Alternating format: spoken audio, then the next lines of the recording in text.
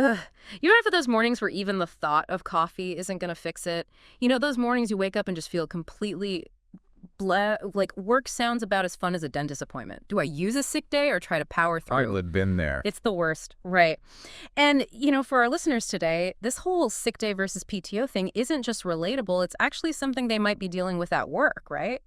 Their company's redoing their policies. So no pressure, but we gotta get this right. Right. Big decisions. Huge.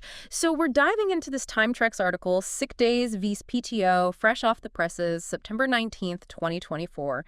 And get this, they're actually pushing back on this whole unlimited PTO trend, which seems kind of wild, right? It is interesting, especially since unlimited PTO is so hot right now, particularly in the tech world.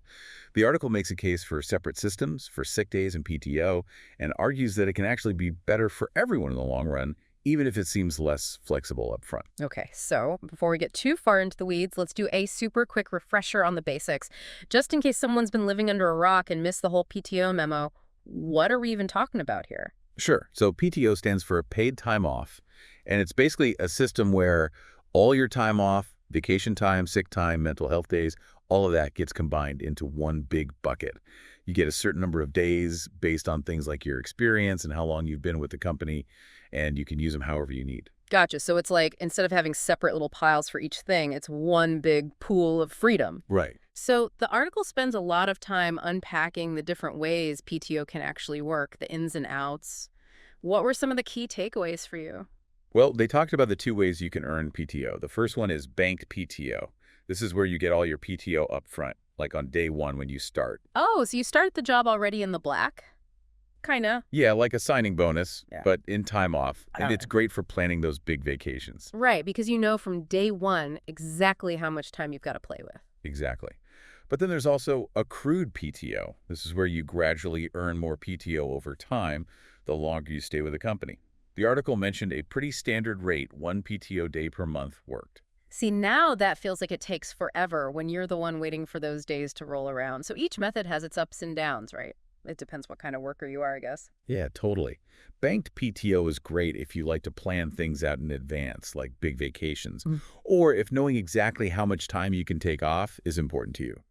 Accrued PTO might be a better fit if you're more about taking shorter breaks throughout the year, or if you're newer to the workforce and you're still building up your vacation time.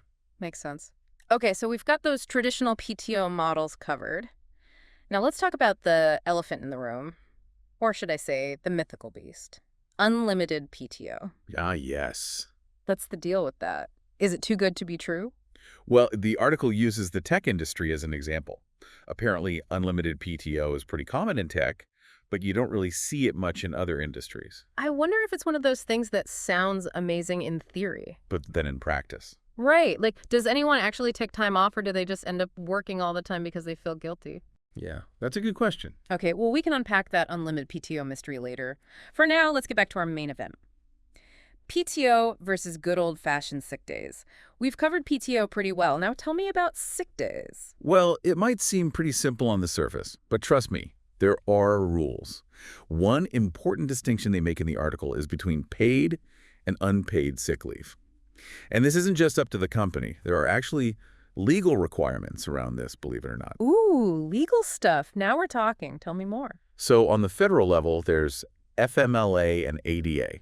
Now, I know those are just letters, but they're important ones. Okay, break them down for me. FMLA stands for the Family and Medical Leave Act.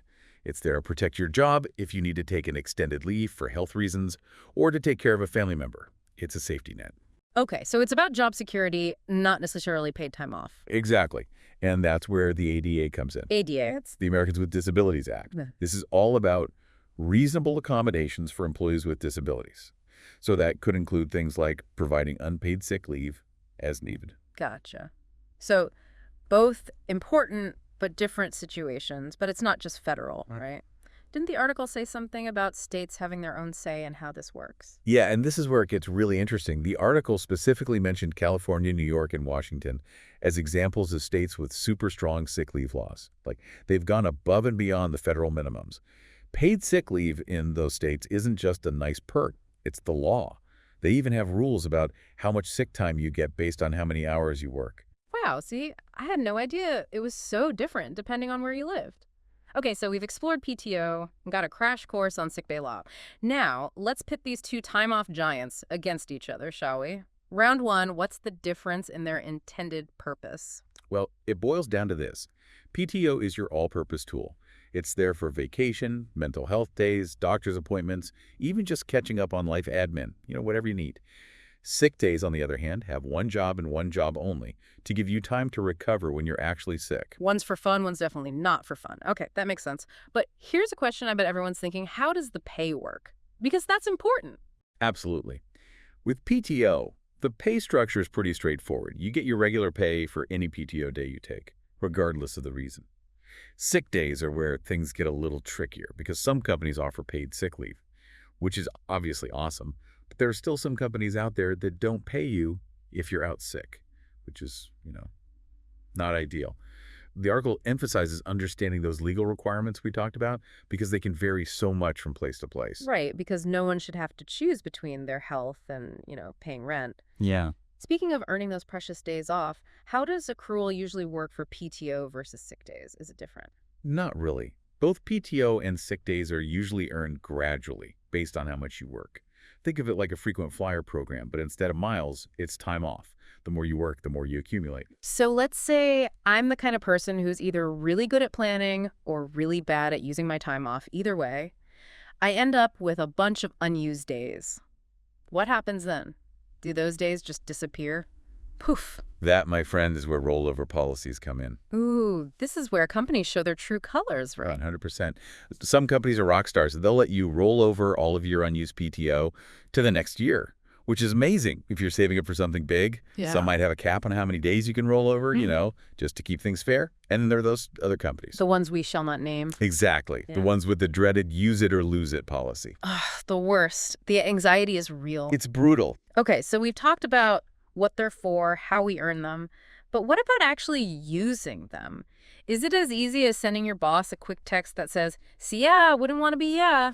If only. Right. So in the real world, how does getting time off approved usually work for PTO versus sick days? So PTO usually involves a little bit more planning and giving your manager a heads up, especially if you're talking about a longer vacation. It's all about making sure things are covered while you're gone. Sick days, on the other hand, are usually more immediate, right? You don't really plan to get sick, unfortunately. Sadly, no. Okay, so now that we've got the basics down, let's get into the real heart of the matter. The pros and cons of each system. For you, what's the biggest advantage of PTO? For me, it's the flexibility. PTO puts the power in the employee's hands. It lets them manage their time off in a way that works for their own lives and their own needs and preferences, whether it's that dream vacation, a personal day just to recharge, or attending your kid's school play. PTO gives you that flexibility. It's like that thing we were talking about at the beginning, waking up and just feeling blah. Having PTO can take some of the pressure off that decision because instead of feeling like you're wasting a sick day, you just use a PTO day. No guilt required. Exactly. Still free time off. I love it. But that brings up an interesting point, right? Because doesn't that kind of feed into this problem of presenteeism? You're totally right. The article really hammered this home, this idea that combined time-off policies can sometimes unintentionally lead to people pushing themselves to come to work even when they're sick, which honestly can backfire on everyone in the end. Right. Like, if I'm being honest, we've all done it.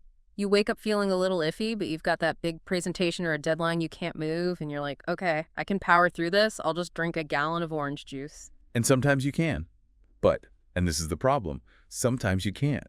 And by then, you've probably shared your germs with the entire office, and you end up needing even more time off down the line. And then you've got that whole thing where your productivity tanks because you're trying to work while you also have brain fog and can't stop sniffling.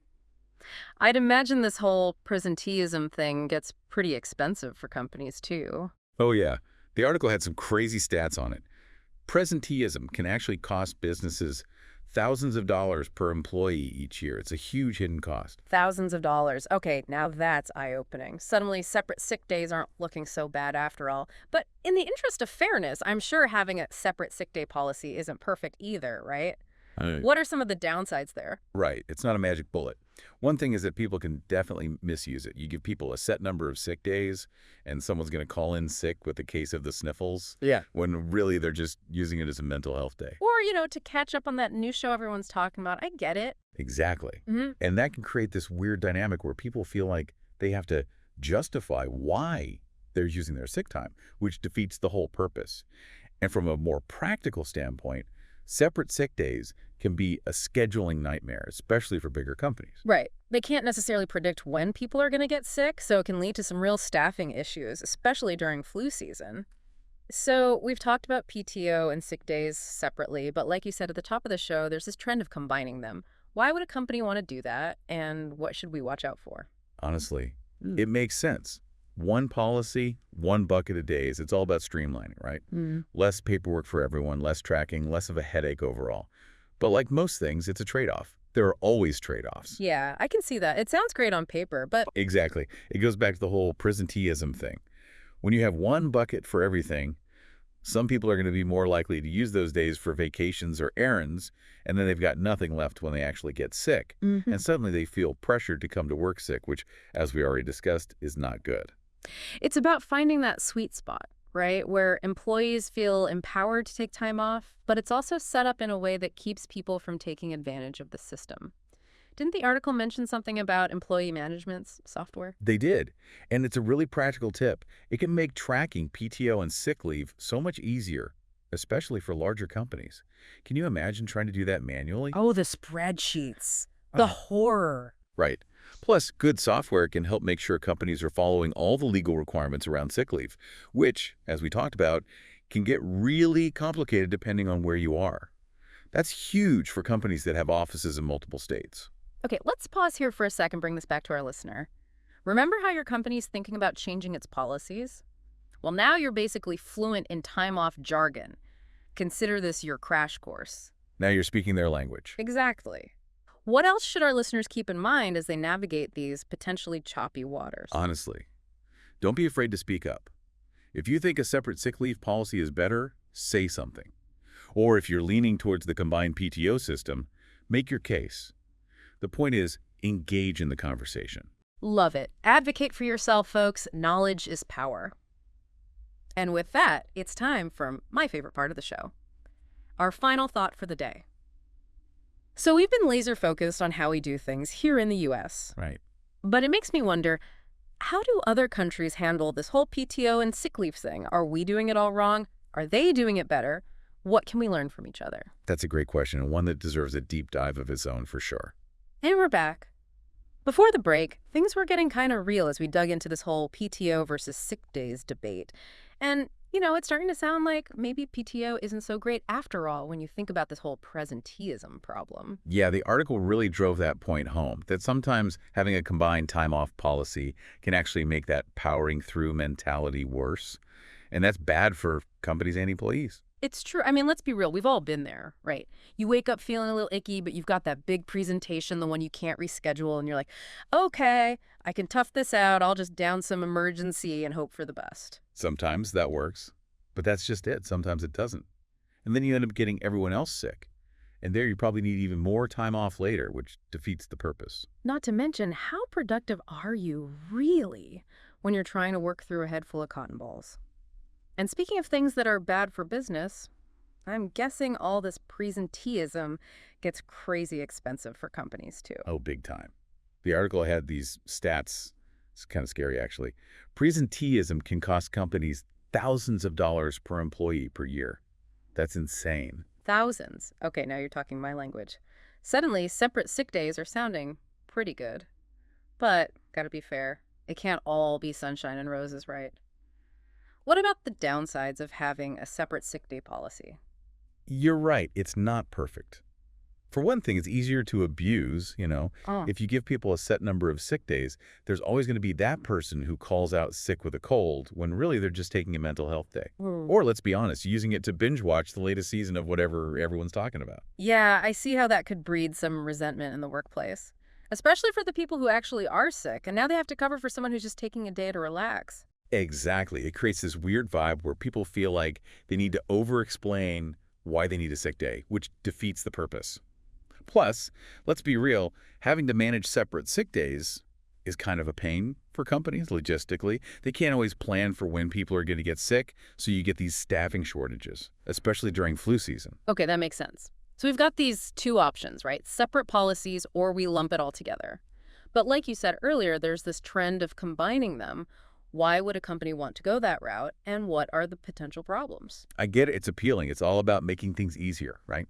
One policy, one bucket of days, no need to overthink it, less paperwork, less confusion, everyone wins, right? Sounds good so far. But, and there's always a but, isn't there? It's that same problem, that presenteeism thing. When you have one big pool of days and you use them for vacation, suddenly you don't have any left when you actually get sick. And now what? You use vacation days to be sick? Probably not. So it's tricky, isn't it? You want a system that's flexible, that trusts employees to use their time off responsibly, but you also don't want people to feel like they can't take a day when they're sick. And that's the challenge. How do you find that balance? And the article actually had a really interesting suggestion for companies: employee management software. Okay, now that's not something I would have thought of, but it makes total sense. Keeping track of everyone's PTO and sick days manually, especially if you have a lot of employees, sounds like a special kind of hell. Right. And it's not just about tracking. Good software can actually help companies stay on top of all those legal requirements we talked about earlier, Yeah. the ones that change from state to state, Yeah. which is huge GE, especially for companies that are in multiple locations. Okay, let's hit pause for a second and talk directly to our listener, the one who's dealing with this very thing at work right now. Companies changing their time off policies, right? Well, guess what?